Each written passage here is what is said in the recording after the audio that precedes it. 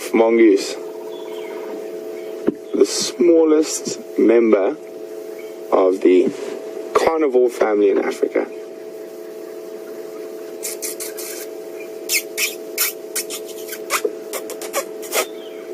So you can hear me making all sorts of funny noises. I'm just having a chat with the mongoose, so they pop their heads out of the holes and come have a look at us, like that one's doing there now. So this termite mound looks like to be one of their main homes. The reason I tell that is if you go just a little bit to the right there, Bryan, you can see the dung. Let's zoom in on that, the midden. So you can see the dung midden there. And that's a good sign that this is not just a bolt hole that they use in emergencies while they're moving around. This is actually probably one of their main sort of residents. And Bryan and I were actually talking while you guys were with Scotty how nice it would be to see some dwarf mongoose this morning, and especially because it's been quite cold, they were going to always be getting up a little bit later. And when you find them at their sort of home, they quite often nice bask in the sun and have a little chat and do some greeting. So there we go, king of the castle, checking us out.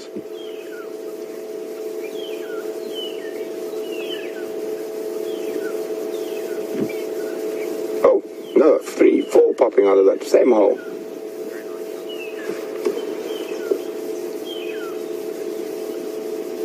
Wonderful little guys. Agit is the Zulu name for them.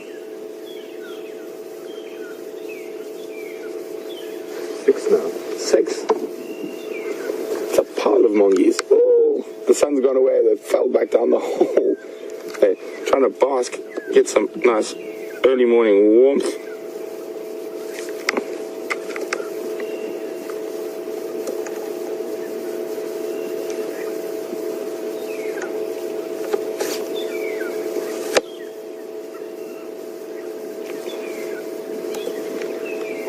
So many.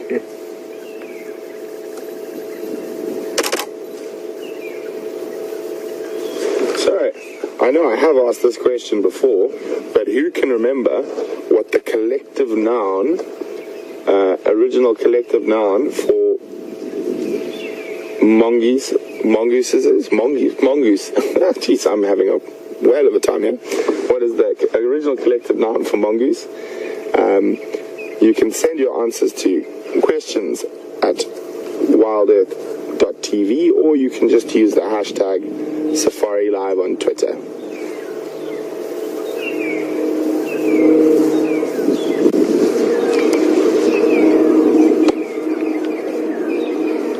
So how's that? This morning we've seen the biggest African carnivore and the smallest African carnivore.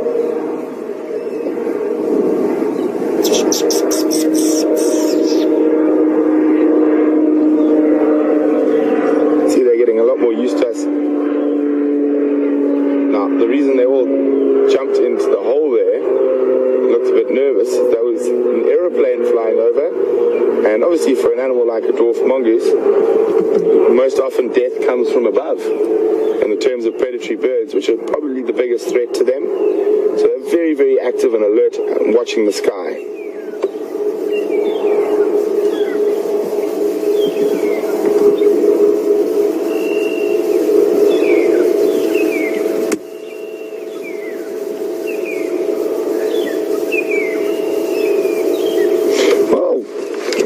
Virginia would like to say, guess how many mongooses are in the hole?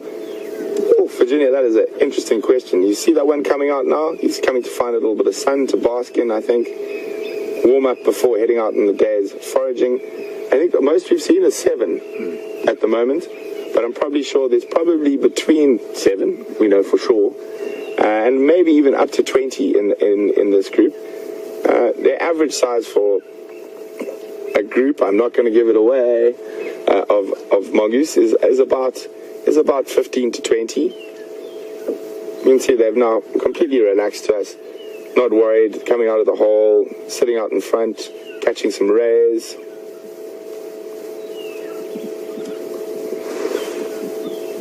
playing King of the Castle. I must say, I like the Mongoose's plan. Sitting here with the sun on my back's really, really nice. After being chilly most of the morning.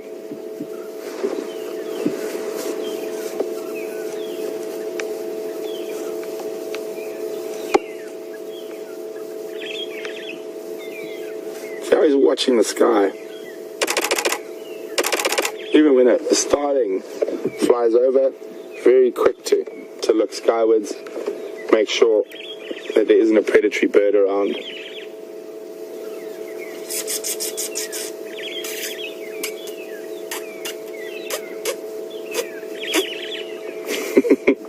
They are very cute. Watching the sky, every time you can hear the starlings calling, every time the starling flies off.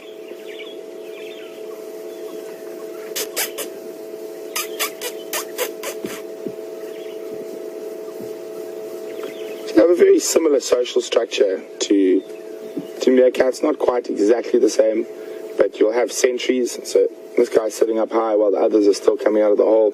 He's acting as a lookout. Quite sure there's probably another lookout on the other side of the termite mound that we can't see.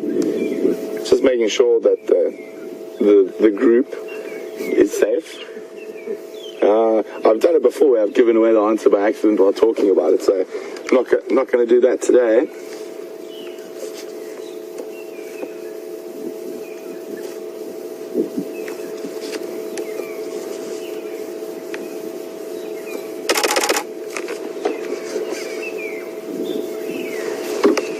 Also, such great photography subjects, especially if you sit quietly like we've been doing for a while. They get very relaxed around you, as you can see. Standing by. So I'm looking for Brent, but a general update. Last tracks I had of this Madoda Ingwe are on Zoe's where tele access. Sorry guys, just listening to the radio. Scalago shortcuts. It could be the same male that was seen drinking at Gari Dam at 5 a.m. and then continued south on Weaver's Nest from there. So I'm still following up.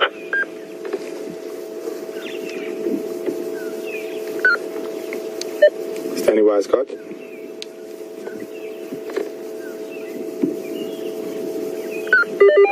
Just to let you know, I could be tracking the same leopard that was reportedly seen at Gari Dam at 5 a.m.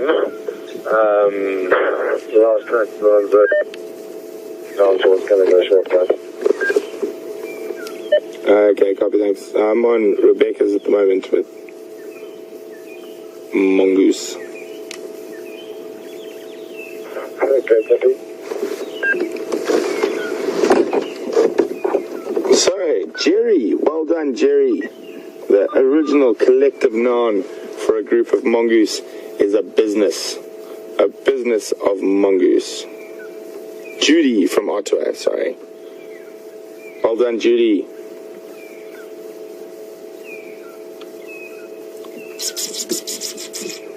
We're just going to wait here a little bit longer. I did see some pups. Or cubs, I'm not sure whether mongoose are pups or cubs. And I'm hoping they come out of the hole.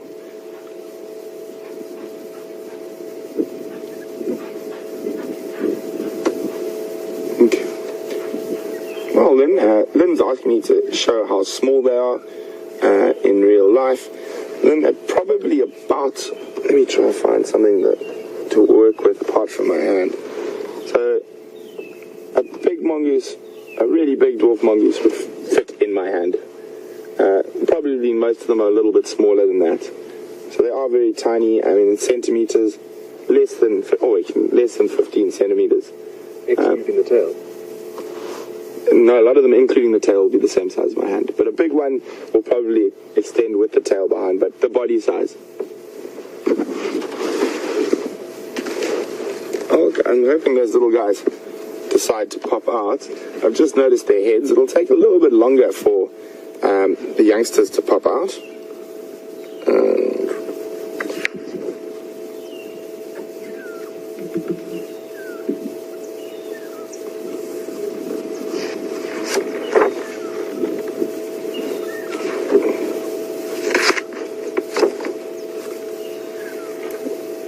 go.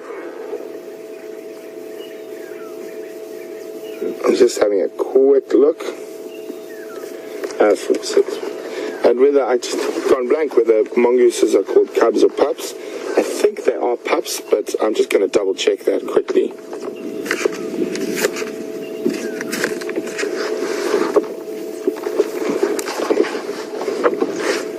So we get a few different species of mongoose in this area. The most common is of the social mongoose is the dwarf mongoose. We also do get banded mongoose here, which are quite a lot bigger. And then slender mongoose, which is a solitary mongoose. And then one of the big nocturnal mongooses, which is a white-tailed mongoose. We'll get water mongoose around some of the larger water holes and dams. Sorry, just a second here. There we go.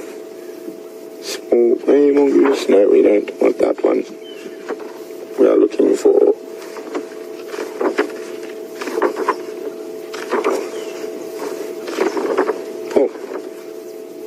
here we go, in the right zone now. Dwarf mongoose. George, thanks very much. Mongoose pup. I did think it was pup, but I just went a bit blank there.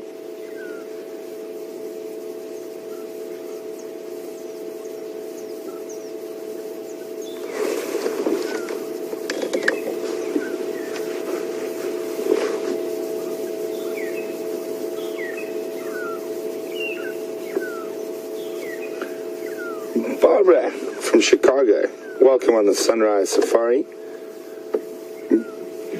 Barbara wants to know, why are their eyes so small, and is their vision poor? Barbara, their eyes aren't particularly small in relation to their body, and their eyesight is very, very good, and so is their hearing. They are incredibly alert little animals. Being that small, lots of things can eat you.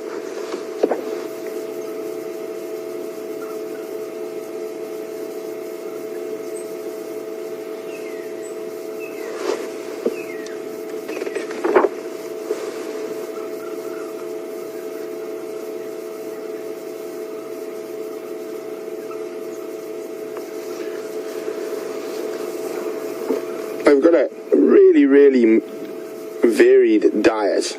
I'm just having a quick look here at the different things. So, I mean, being such active little foragers, they come across lots of different food items. I'm going to try and move around. I don't know if they're going to run if they move.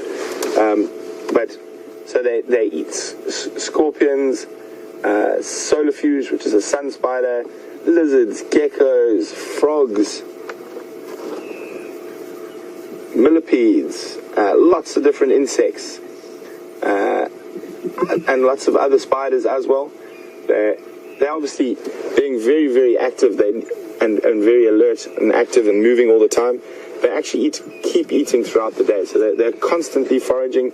They will normally take a midday siesta, sort of rest up around one of these termite mounds where they've got bolt holes, and throughout the business's territory. Oh, it looks like there's some rough and tumble going on in the back there. I just saw tails flying. It looks like two of them are having a little play, and hopefully they come forward a little bit to us now. I think that's probably the pups, and that's why we've sat here for so long, just waiting for the pups to come out, and we can see a little bit more of the social interaction between this incredibly social, this very social little predator.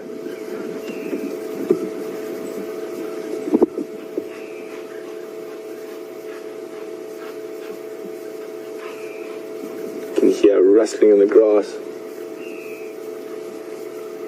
I don't want to move the vehicle just yet, just don't want to stop, because what happens with the rough and tumble is that it's going to move around, so at some point it is going to have to come in front of us. Brian, I don't know if you're going to get a shot of it. That's at the back. They're playing there, jumping up, really to the left. It's right under that bush. Yeah. Let's see if I. No, I can't see where they are now.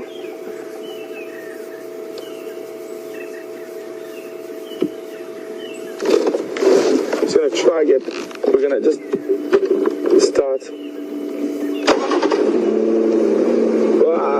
We're just gonna move backwards a little bit so we can see a little more of them. There are lots of them out in the open now, coming out there, coming out. So we're just gonna stop a little bit further away where we've got more visual. Unfortunately, when we did move, it did get a little fright, but it shouldn't take them too long to realize we're not an issue. You can see one.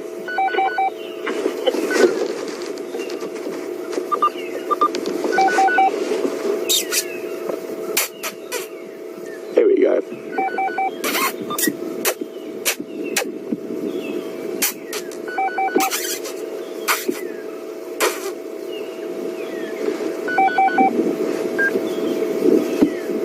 These were the culprits that were wrestling just now, these ones down here on the log. Hopefully they do it again.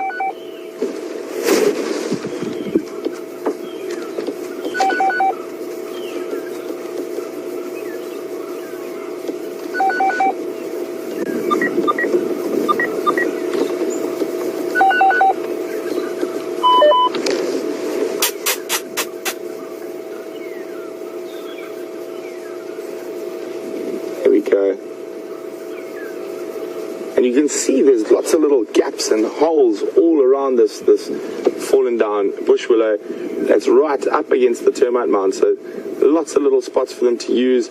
And you can actually, if you look quite closely, you can actually see how often this log's used. So they obviously do sleep in this area quite often.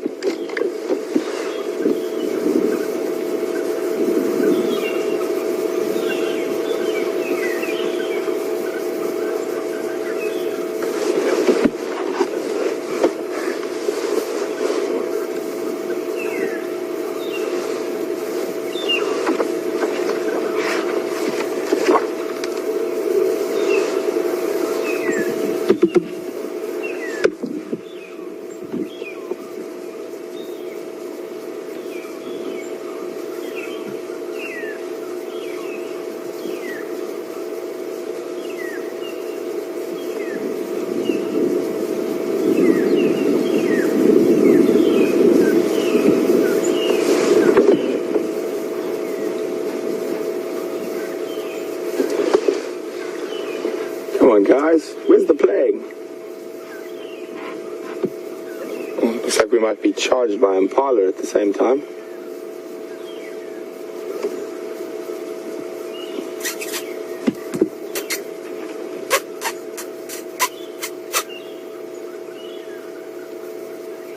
And some of them are starting to move off foraging. You can see, we'll try to catch one moving from the safety of this area through to the next sort of safe spot.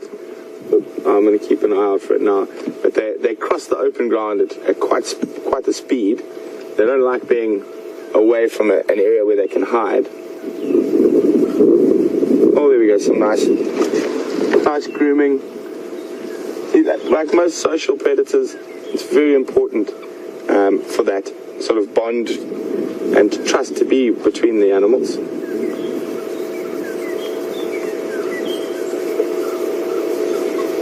We can hear the ones that have moved off to the next spot shouting much better. Where are the rest of you? Very high pitched sort of calling the rest of them, saying, come guys, we need to get moving, it's time to eat. Oh, look at the one climbing the tree. There you go. Getting a nice perch.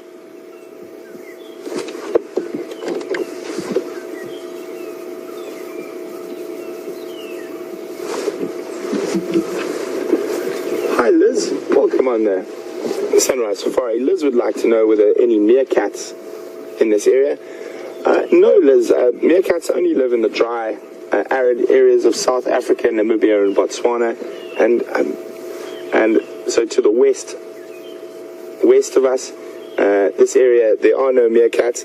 Their ecological role is filled by dwarf and banded mongoose in this area. So they fill the same sort of role as a meerkat would in the desert areas, in the bushveld area.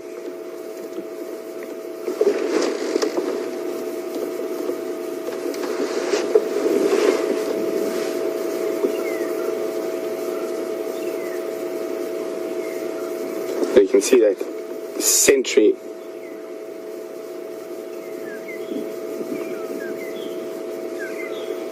Hi, Virginia.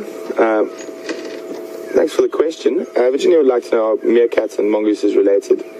They actually are part of the same family. Although they're not direct relations, obviously, but they do fall under the same family, as in a cow and a buffalo are related. They will share ancestry.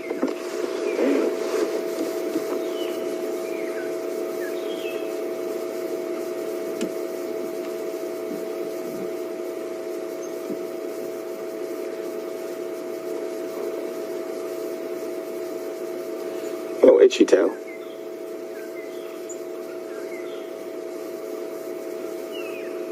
So these guys are going to getting ready to move to the next sort of island of safety. You ready? Just come off to the left a little bit, Brian. You see those two small? There we go. He's off. Doof, doof. Sorry, a little bit late warning you. But I'll keep an eye out because they seem to go right under to the edge there, and then they sort of doof, doof, doof, like leap across the gap to the next sort of fallen down tree.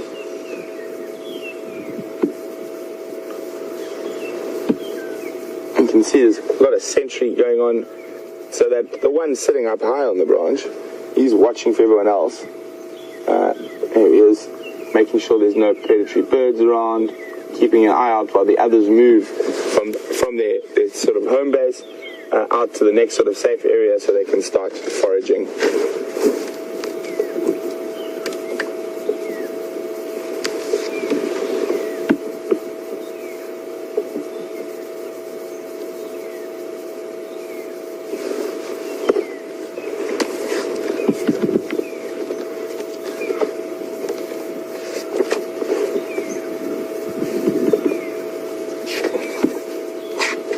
I'm just going to try to catch one of them. There we go. Oh, you got him, Brian. Tap, tap, tap, tap, tap, tap, you see? And then off to the next island of safety, while one stays back and keeps a watch for predatory birds. So that's how they move between little thickets and areas where they feed. And also, if one of the sentries had to give an alarm call to notify them that there was a predator around, they would all literally bolt for the closest safe hole. Nice camera work there, Brian.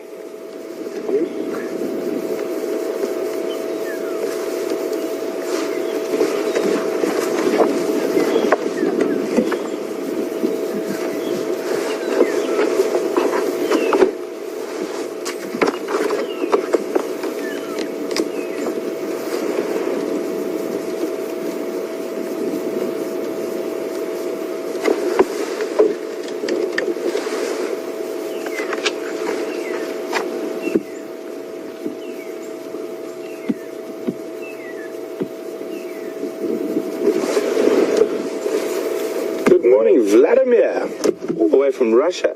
That must be nice and cold at this time of the year. Vladimir would like to know, what are the natural predators of dwarf mongoose? Vladimir, many. Unfortunately, when you are this size, everything eats you. So the biggest threat to them is predatory bird species. So any of your eagles, even your smaller raptors, your buzzards. And I've seen leopard kill a dwarf mongoose. I've seen lion kill a dwarf mongoose. And I'm pretty sure, or snakes as well, although they do eat snakes. But big snakes like a python would definitely be a very big threat to them.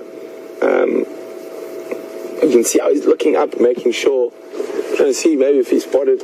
And what's amazing is that you can see it looking up, and he can tell the difference, or she, I'm not sure whether it's a male or female, that one, between a vulture and a bird of prey that actually might be a threat. So it'll look up, see a vulture, go, okay, it's chilled, not going to try eat me. But then when a tawny eagle or African hawk eagle is another really big predator of them, comes flying past, he immediately recognizes and will give the alarm call so the rest of the business can get to safety. Starting to warm up quite nicely now.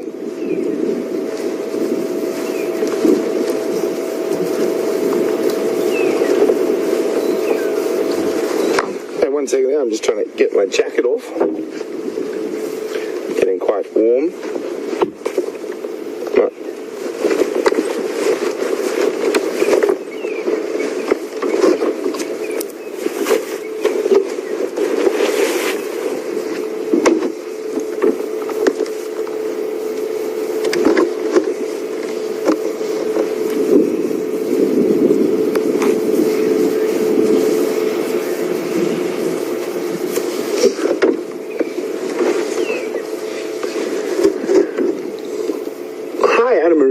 Thanks very much for your question. Anne-Marie would like to know whether the prairie dogs in the American Southwest belong to the same family as the mongooses. I don't think so. I think, as far as I understand, prairie dogs are rodents. So they, whereas a dwarf mongoose is a carnivore. So they're not related to prairie dogs.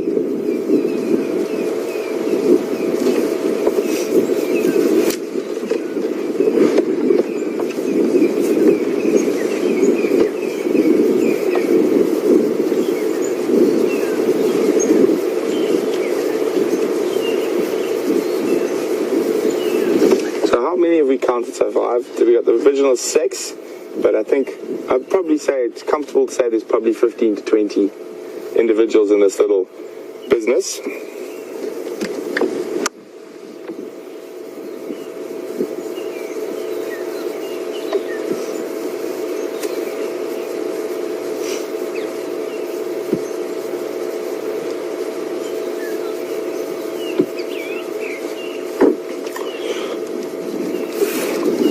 Roger from Wisconsin. Roger's got a very good question, and something I probably should have cleared up for you guys a bit earlier.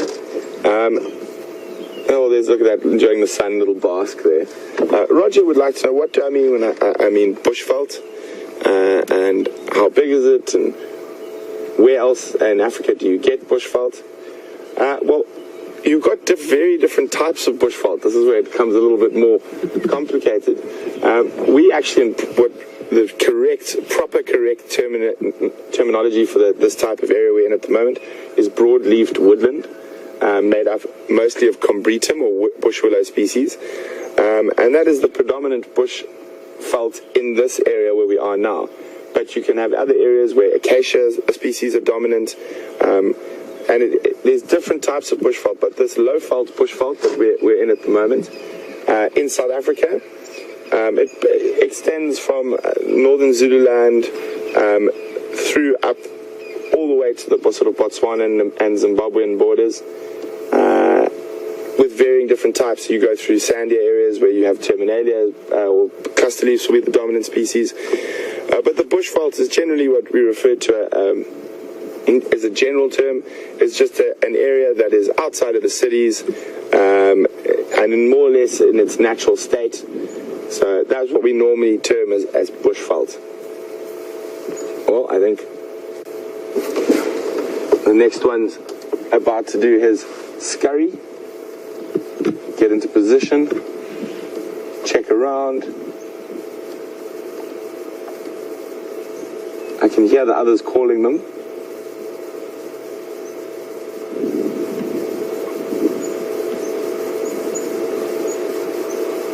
And he just did a little one to the next. Oh, that one's it doesn't want to take the big chance for the big, long open area. It went to a smaller little bush right there before it crosses to the next fallen log.